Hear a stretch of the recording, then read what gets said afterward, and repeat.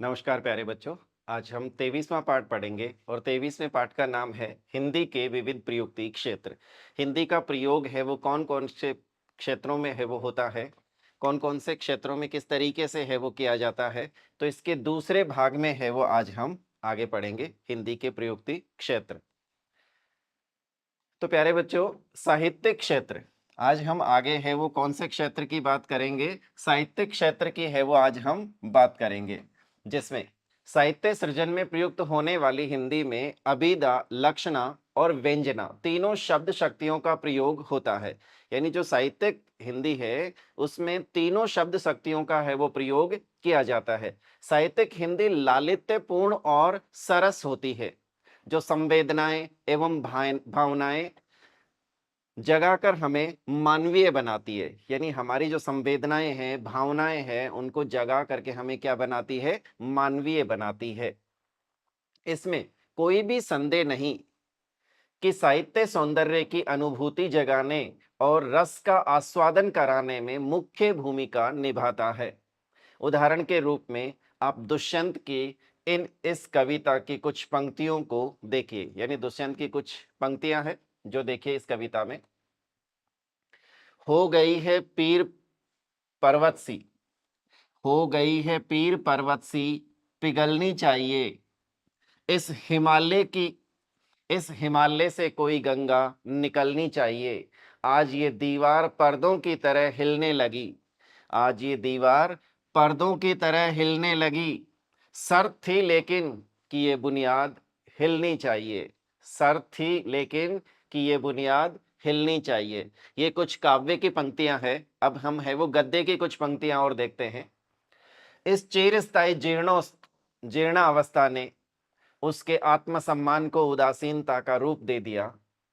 जिस गृहस्थी में पेट की रोटियां भी न मिले उसके लिए इतनी खुशामद क्यों? इस परिस्थिति में उसका मन बराबर विद्रोह किया करता था और दो चार घुड़कियां खा लेने पर ही उसे यथार्थ का ज्ञान होता था। तो ये है वो कुछ गद्य की जो पंक्तियां हैं वो हमने देखी। उपयुक्त दोनों उदाहरणों से आप साहित्यिक हिंदी के स्वरूप से परिचित हो सकते हैं। हिंदी के दो रूप है वो आपको देखने को मिलते हैं, साहित्यिक रूप, जिसमें एक काव्य और एक गद्य, यानी गद्य और पद्य के जो रूप है वो हमने देखे। तो हिंदी के स्वरूप से परिचित हो सकते हैं आप, काव्य और गद्य की भाषा में दिखने वाले अंतर को भी समझ सकते हैं। अब हम बात करते हैं कार्यालय हिंदी या प्रशासनिक हिंदी की। कार्यालय के अंदर कौन सी हिंदी का प्रयोग किया जाता है, किस तरीके की प्रशासनिक जो भाषा होती है, प्रशासनिक हिंदी है, उसकी है वो हम बात करते हैं। तो देखो, विभिन्न कार्यालयों या प्रशासनिक कार्यों में इस्तेमाल होने वाली हिंदी कार्यालय हिंदी अथवा प्रशासनिक हिंदी कहलाती है। आजादी के बाद सरकारी तथा सार्वजनिक क्षेत्र के कार्यालयों में हिंदी भाषा का प्रयोग प्रारंभ हुआ। यानी जब अंग्रेजों का शासन था उस समय अंग्रेजी भाषा का प्रचलन था, और जब मुगल थे तो वो फारसी भाषा का प्रयोग किया करते थे। तो आजादी के बाद में हिंदी को राजभाषा है वो घोषित किया गया। 14 सितंबर 1949 को है वो हिंदी को राजभाषा घोषित किया गया। ये हमारी राष्ट्रभाषा नहीं है, सिर्फ राजभाषा है। राजभाषा का मतलब राजकाज का जो कार्य है वो हिंदी भाषा में है वो किया जाता है। तो हिंदी भाषा का प्रयोग है वो प्रारंभ हुआ। अंग्रेजों के समय कार्यालय भाषा अंग्रेजी थी, जबकि मुगल काल में राजकाज की भाषा फारसी थी। काव्य आप, क्या आपको पता है कि हिंदी भारत की राजभाषा कब बनी? हिंदी भारत की राजभाषा कब बनी? तभी से हिंदी प्रशासनिक कामकाज में प्रयुक्त होने लगी। 14 सितंबर 1949 में हिंदी को संविधान द्वारा राजभाषा का दर्जा दिया गया। प्रशासनिक भाषा के रूप में प्रयोग के साथ ही हिंदी में प्रशासनिक और कार्यालय प्रयुक्तियों का विकास होने लगा। प्रशासनिक प्रयुक्ति के विकास में अंग्रेजी और फारसी दोनों का प्रभाव दिखता है। पहले प्रशासनिक शब्दावली अंग्रेजी में थी, जिसे हिंदी में उपलब्ध करवाना अति आवश्यक था। इसके लिए अनुवाद कार्य आरंभ किया गया और हिंदी में प्रशासनिक शब्दावली तैयार की गई। इस तरह देखा जाए तो कार्यालय हिंदी के विकास में अनुवाद की महत्वपूर्ण भूमिका रही है। यानी अनुवाद की महत्वपूर्ण भूमिका रही है। कुछ ऐसे शब्द जिनका है वो हिंदी रूपांतरण है वो तैयार किया गया। कार्यालय हिंदी के स्वरूप पर बात करें तो इसकी पहली विशेषता है सरलता, स्पष्टता और बोधगम्यता। यानी एक तो ये जो भाषा है वो बहुत ही सरल है, ये स्पष्ट है और बोधगम्य है, इसको आसानी से है वो समझा जा सकता है। इस भाषा की यह शर्त है कि जिनके लिए प्रशासन का कार्य किया जा रहा है उस आम जनता के लिए यह बोधगम्य हो। यानी जिस जनता के लिए ये भाषा है उसके लिए यह पहली शर्त है कि वो बोधगम्य हो, यानी उनको समझ में आने वाली भाषा तो हो, कम से कम तो बोधगम्य हो। कार्यालय भाषा औपचारिक होती है। कार्यालयी भाषा जो है वो कैसी होती है? औपचारिक होती है। लेकिन इस भाषा की औपचारिकता विज्ञान की भाषा की औपचारिकता से भिन्न होती है। यानी विज्ञान की भाषा की जो औपचारिकता है उससे इसकी औपचारिकता है वो क्या है? भिन्न है, अलग है। कार्यालय भाषा में आत्मनिष्ठता नहीं होती है। उच्च अधिकारी अधीनस्थ अधिकारी से और अधीनस्थ अधिकारी अपने उच्च अधिकारी से संवाद के क्रम में एक विशेष तरह की औपचारिकता का निर्वहन करता है या निर्वाह करता है। प्रशासनिक क्षेत्र में पारिभाषिक शब्दावली का एक निश्चित अर्थ में ही प्रयोग किया जाता है। उदाहरण के लिए नीचे एक पत्र दिया जा रहा है, आप इस पत्र को पढ़िए। इस पत्र को पढ़ के समझिए कि इसमें किस तरीके की पारिभाषिक शब्दावली का प्रयोग है वो किया गया है। इस तरीके से क्रमांक लिखे हुए, स्थान भारत सरकार, शिक्षा मंत्रालय, शास्त्री भवन नई दिल्ली, दिनांक तो दिनांक लिखी हुई है, सेवा में सचिव, संघ लोक सेवा आयोग नई दिल्ली और पिन कोड लिखे हुए हैं। इसके बाद में विषय के अंदर लिखा है द्वितीय श्रेणी के राजपत्रित अधिकारियों के नियमितीकरण के संबंध में महोदय या महोदया जो भी है। ऊपर दिए गए विषय पर इसी मंत्रालय के समसंख्यक पत्र दिनांक 7 दिसंबर 2020 के बारे में मुझे आपसे अनुरोध करने का निर्देश हुआ है कि इस मंत्रालय के एक अधीनस्थ कार्यालय केंद्रीय हिंदी निदेशालय के द्वितीय श्रेणी के राजपत्रित अधिकारियों की तदर्थ नियुक्तियों को नियमित करने के बारे में आयोग की सहमति शीघ्र भेजने की कृपा करें। भवदीय पंकज कुमार, अवर सचिव, भारत सरकार। देखो इसमें तदर्थ शब्द का प्रयोग हुआ है। ये एक प्रशासनिक शब्द है जिसको अंग्रेजी में एडहॉक कहते हैं। तो ये है, तो किस तरीके से प्रशासनिक शब्दों का है वो प्रयोग किया जाने लगा, इसके बारे में हमने जाना। उपयुक्त पत्र में आपने ध्यान दिया होगा कि इस पत्र में कार्यालय का नाम, पत्र संख्या आदि लिखकर संबंधित अधिकारी के पदनाम से संबोधित करते हुए पर्याप्त औपचारिकता बरती गई है। ढांचेगत औपचारिकता के साथ ही वाक्य विन्यास भी औपचारिक रखे गए हैं। मुझे आपसे अनुरोध करने का निर्देश हुआ है जैसे वाक्य शैलीगत औपचारिकता के साथ ही कार्यालय की कार्य प्रक्रिया का भी उदाहरण पेश करते हैं। कार्यालय हिंदी में निर्देश शब्द का ही प्रयोग किया जाता है। यानी कार्यालय जो हिंदी है उसमें निर्देश शब्द का ही प्रयोग किया जाता है। इसी प्रकार समसंख्यक, तदर्थ जैसे शब्द भी कार्यालय हिंदी में ही देखे जाते हैं। पत्र के भीतर आपने कर्म वाच्य के प्रयोग की विशेषता भी देखी। निर्देश हुआ है जैसे प्रयोग कार्यालय भाषा की खूबी है। इस तरह के कुछ अन्य उदाहरण देखिए।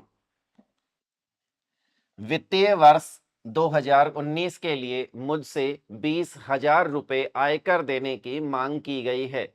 सेवानिवृत्ति के बाद यदि सरकारी मकान तुरंत खाली न किया जाए तो उसका किराया बड़ी दर से देना पड़ेगा आदि। कार्यालय या प्रशासनिक हिंदी के बारे में जानने के बाद अब हम वाणिज्य, व्यापार और बैंकिंग के क्षेत्र में प्रयुक्त होने वाली हिंदी की चर्चा करेंगे। यानी हमने अब ये जो कार्यालय हिंदी है या प्रशासनिक हिंदी के बारे में जान लिया कि इसका प्रयोग है वो किस तरीके से किया जाता है। इसके बाद में हम है वो किसके बारे में बात करेंगे, वाणिज्य, व्यापार और बैंकिंग के क्षेत्र में जो प्रयुक्त होने वाली हिंदी है, तो उस हिंदी के बारे में भी हम जानेंगे। तो देखो प्यारे बच्चों, वाणिज्य, व्यापार और बैंकिंग के क्षेत्र में प्रयुक्त हिंदी, कार्यालय अथवा प्रशासनिक हिंदी की भांति ही वाणिज्य तथा व्यापार की हिंदी की भी विशिष्ट शब्दावली होती है और मुहावरा भी होता है। आज हम बाजार के बिना अपने सुविधा संपन्न सुखी जीवन की कल्पना भी नहीं कर सकते। कहने का आशय यह कि बाजार या व्यापार व वाणिज्य का क्षेत्र हमारे जीवन का सबसे बड़ा महत्वपूर्ण क्षेत्र है। हम कोई भी सामान खरीदते हैं और उसकी खरीद का बिल लेते हैं। जब हम कोई भी सामान खरीदते हैं तो खरीदने के बाद में उसका बिल या उसकी बिल की प्रति है वो जरूर हम लेते हैं उनसे। भुगतान की भी रसीद लेते हैं, जो हमने भुगतान किया उस भुगतान की भी क्या लेते हैं, रसीद लेते हैं। इसी तरह पूंजी की बचत से लेकर हिसाब किताब तक किसी न किसी रूप में हम इस भाषा से जुड़े हुए हैं। प्राचीन काल से ही भारत व्यापार के क्षेत्र में अग्रणी रहा है, इसलिए यहाँ की बोलियों में भी व्यापार और वाणिज्य की शब्दावली का पर्याप्त विकास हुआ है, जो आज भी काफी हद तक अपने मूल रूप में विद्यमान है। अंग्रेजी के प्रसार और अंतर्राष्ट्रीय व्यापार और वाणिज्य की भाषा होने से इस क्षेत्र में अंग्रेजी की शब्दावली का बड़े पैमाने पर समावेश हुआ है। यानी इसमें अंग्रेजी की जो शब्दावली है उसका बड़े पैमाने पर है वो क्या हुआ है, समावेश हुआ है। यानी उनके शब्दों को हिंदी ने क्या किया है, ग्रहण किया है। उदाहरण के लिए निम्नलिखित वाक्यों को देखिए यानी पढ़िए। लेखाकरण प्रणाली द्वारा सभी वित्तीय कार्य व्यापार लेखा बहियों में रिकॉर्ड कर लिए जाते हैं। लेखाकरण में दर्ज लेन देन संबंधी बिल, बीजक, रसीद, केस मेमो आदि के रूप में लिखित प्रमाण उपलब्ध होने चाहिए। आप ध्यान दीजिए कि इन वाक्यों में बीजक, लेन देन और बहियां जैसे परंपरागत शब्द, परंपरागत जो हिसाब किताब के शब्दों के साथ ही अंग्रेजी के रिकॉर्ड, बिल, केस मेमो जैसे शब्द भी प्रयुक्त हुए हैं। किंतु जब हम किसी अखबार में प्रकाशित बाजार संबंधी खबर पढ़ते हैं तो भाषा शैली कुछ अलग दिखाई देती है। कैसी? एक उदाहरण देखिए। शेयरों में भारी गिरावट से सोने की कीमतों में उछाल। नई दिल्ली 8 दिसंबर। शेयरों में गिरावट का सिलसिला थम नहीं रहा, रुपए में कमजोरी लगातार बनी हुई है। इसी बीच स्थानीय आभूषण निर्माताओं में सोने की मांग बढ़ने से सर्राफा बाजार में सोना 700 रुपए महंगा होकर प्रति 10 ग्राम 38,000 रुपए के पार पहुंच गया है। चांदी की लिवाली बढ़ने से चांदी भी 300 रुपए महंगी होकर 45,000 रुपए प्रति किलोग्राम हो गई है। बैंकिंग का क्षेत्र भी व्यापार एवं वाणिज्य का ही क्षेत्र है। इस क्षेत्र की प्रयुक्तियां भी हमारे जीवन में सामान्य रूप से शामिल हो गई है। देश में आज ऐसे लोगों की संख्या संभवतः बहुत कम होगी जिनका बैंक में खाता न हो। यानी ऐसा कोई भी व्यक्ति नहीं होगा या बहुत ही न के बराबर होंगे जिनका बैंक में खाता न हो। ऐसे में बैंकिंग के क्षेत्र की प्रयुक्तियों से प्राय सामना होना सामान्य बात है। बैंकिंग शब्दावली की रचना को हम निम्नलिखित श्रेणियों में विभाजित करके समझ सकते हैं। यानी बैंकिंग की जो शब्दावली है उसको हम अलग अलग श्रेणियों में विभाजित करके है वो समझ सकते हैं। तो देखिए, अंग्रेजी और अरबी फारसी के शब्द बकाया, सौदा, अदायगी, banker, trade union, coupon, budget, parcel, खपत, अमानत, नुकसान यानी अमानत नुकसान, बेथकली, दलाल आदि। तो इस तरीके से अंग्रेजी और अरबी फारसी के शब्दों का प्रयोग है वो अक्सर किसमें किया जाता है, बैंकिंग या व्यापार वाणिज्य के क्षेत्र में होता है। दूसरा, संस्कृत निष्ठ तत्सम शब्द और बोलचाल के प्रचलित शब्द। क्षतिपूर्ति मुआवजा, व्यवसाय यानी कारोबार, प्रतिष्ठा, प्रतिष्ठा यानी हैसियत, सांविधिक, सांविधिक का मतलब कानूनी, आवेदन, आवेदन यानी अर्जी, शेष यानी बाकी, मूल्य, मूल्य यानी कीमत। तो आदि शब्दों का प्रयोग है वो। तो इसमें देखो ये जो क्षतिपूर्ति शब्द है, क्षतिपूर्ति शब्द है वो संस्कृत निष्ठ तत्सम शब्द है, और जो मुआवजा है ये आम बोलचाल का शब्द है। इसके बाद में व्यवसाय, व्यवसाय संस्कृत निष्ठ तत्सम शब्द है, और कारोबार, कारोबार आम बोलचाल का शब्द है। तो इस तरीके से संस्कृत निष्ठ तत्सम शब्द व आम जो बोलचाल के प्रचलित शब्द है उनका प्रयोग है वो हमने देखा। इसके बाद में हम परंपरागत देसी बैंकिंग प्रणाली संबंधी शब्द यानी देसी जो बैंकिंग प्रणाली है उससे संबंधित जो शब्द है उनकी भी बात करें तो देखो फुटकर, बट्टा, घाटा, पटा, साहूकार, हुंडी, गिरवी, बेबाकी, पत्र आदि। संकर शब्द, संकर का मतलब होता है मिश्रित, दो अलग अलग भाषाओं को मिश्रित यानी मिला करके जो बनाया जाता है उसको हम संकर शब्द है वो कहते हैं। जैसे रद्द नोट, नगदी प्रमाण, नगदी प्रमाण पत्र, वसूली प्रभार, शेयर धारक संशोधित बजट साथी। इस तरीके से है वो हम संकर शब्दों का प्रयोग है वो करते हैं। निर्मित शब्दावली या अभिव्यक्तियां, निर्मित यानी बनाई हुई, देखो शीर्ष, शीर्ष यानी अपेक्स, निविदा, निविदा यानी टेंडर, देयता यानी लाइबिलिटी आदि। संस्कृत निष्ठ शब्द जैसे निधि, धारक, उद्यम, अतिदेय, स्वामित्व, अनुबंध, अवमूल्यन, आवंटन आदि। इस तरीके के संस्कृत निष्ठ है वो शब्दों का प्रयोग भी हम बैंकिंग और व्यापार वाणिज्य के क्षेत्र में है वो देखते हैं और पाते भी हैं।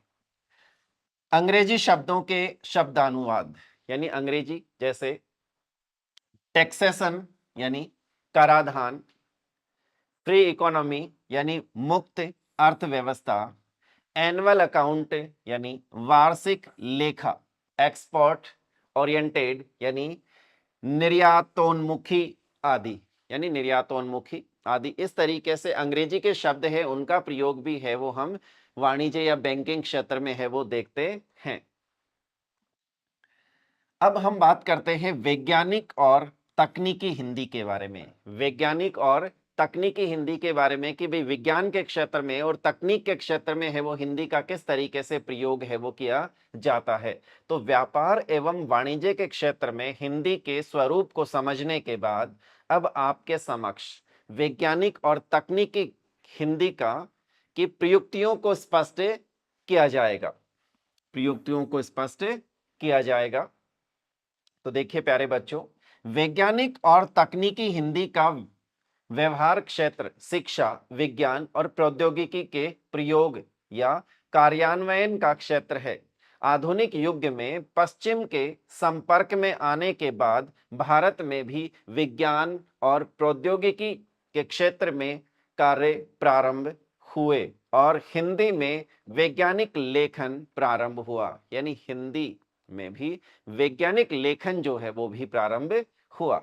प्राचीन कालीन वैज्ञानिक चिंतन और अनुसंधान की भारतीय परंपरा जो मध्यकाल में खंडित हो चली थी, पश्चिमी ज्ञान विज्ञान के संपर्क में आकर एक बार पुनः जीवंत हो गई।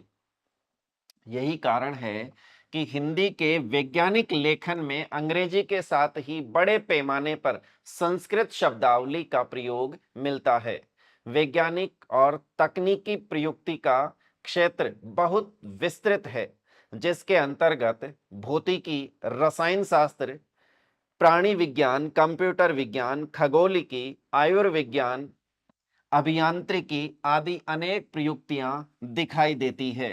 विज्ञान और तकनीकी प्रयुक्ति में विषय वस्तु का महत्व होता है, भाषा शैली का नहीं। फलस्वरूप इसकी शब्दावली सीधी होती है। इसकी शब्दावली कैसी होती है? बिल्कुल सीधी होती है। संकेतों और प्रतीकों का प्रयोग इस प्रयुक्ति की सबसे बड़ी विशेषता, यानी संकेतों और प्रतीकों का प्रयोग इस प्रयुक्ति की सबसे बड़ी विशेषता मानी जाती है। जैसे पाई, जी, अल्फा, बीटा, गामा आदि इस तरीके के है वो। इसी प्रकार कुछ अन्य प्रयुक्तियां देखिए। अभिकेंद्रीय बल, ग्रह, गतिज शक्ति, अतिरिक्त दाब, सफेद, क्लोरीन, अभिकलन, नेपच्यून, टेलीस्कोप आदि। तो इस तरीके के शब्दों का प्रयोग है वो विज्ञान या प्रौद्योगिकी क्षेत्र में किया जाता है। विधि के क्षेत्र में, विधि विधि यानी कानून, तो विधि के क्षेत्र में यानी कानून के क्षेत्र में है वो हिंदी का किस तरीके से प्रयोग है वो होता है, तो उसकी हम बात करें। आजादी के बाद हिंदी को भारत की राजभाषा का दर्जा दिया गया। जब हमारा देश आजाद हो गया, आजाद होने के बाद में हिंदी को राजभाषा का दर्जा दिया गया। कब दिया गया? 14 सितंबर 1949 को। तो ये राष्ट्रभाषा नहीं है बल्कि राजभाषा। राजभाषा वो होती है जिसका प्रयोग है वो हम राजकाज के कार्य में करते हैं। तो जिसके बाद इसे विधि और न्याय व्यवस्था की भाषा बनाने का प्रश्न उठा। हिंदी में विधिक शब्दावली तैयार की गई।